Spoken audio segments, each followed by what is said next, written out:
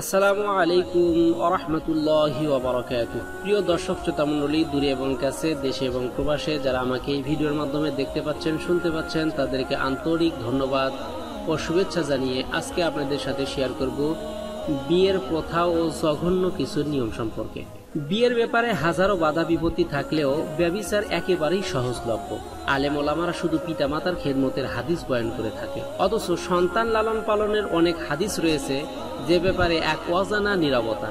দুই একজন হুজুর এ ব্যাপারে কথা বললেও সর্বোচ্চ সন্তানকে দ্বীনি শিক্ষাদানের গুরুত্ব পর্যন্তই সীমাবদ্ধ। আমাদের দেশে বরপক্ষ যৌতুক নেয়, মোহরানা না দিয়ে বাসর রাত্রে স্ত্রীর নিকট ক্ষমা চায়, অথচ ইসলামী বিধান মতে স্ত্রীর মোহরানা হকদার। যৌতুক তো সম্পূর্ণ হারাম।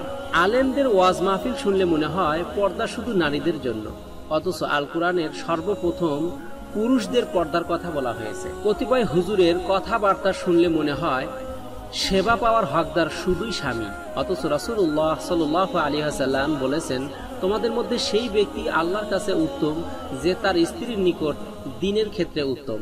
বিয়ের গোসল দেয় ভাবিরা, অথচ স্বামী মারা গেলে স্ত্রীকে গোসল দিতে দেয় না। বিয়ে করলেন আপনি, আর বিয়ের অনুষ্ঠানে আপনার হাত ধুয়ে দিবে আপনার শালী। বউকে কোলে করে ঘরে নিয়ে যাবে আপনার ছোট ভাই মানে দেবর।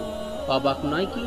বিয়ের সম্পর্ক যৌবনের সাথে, কেরিয়ার গড়ার জন্য পড়ে রয়েছে আজীবন, অথচ আমাদের দেশে বলা হয় আগে কেরিয়ার করো তারপর বিয়ে করো। পরিণতিতে পার্কে পার্কে অবাধ প্রেম লীলা, ধর্ষণের সেঞ্চুরি আর ডাস্টবিনগুলোতে বেওয়ারিশ শিশু লাশের ছড়াছড়ি, যা কুকুর, কাক আর শকুন মিলে ভাগাপাটি করে খায়।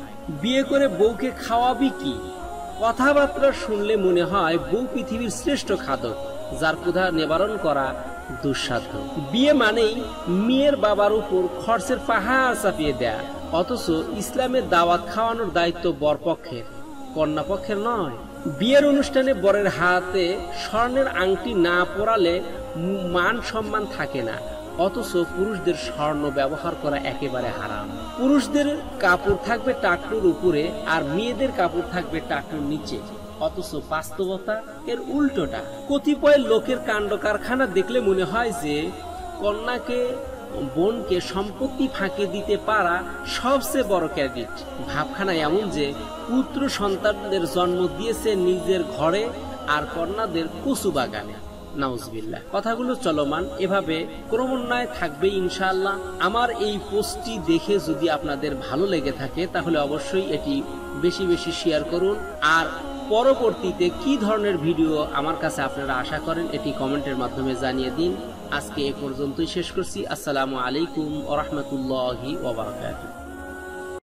হিউম্যান নিডস, মানবতার কল্যাণে নিয়োজিত। Please hit the subscribe button and press the bell icon.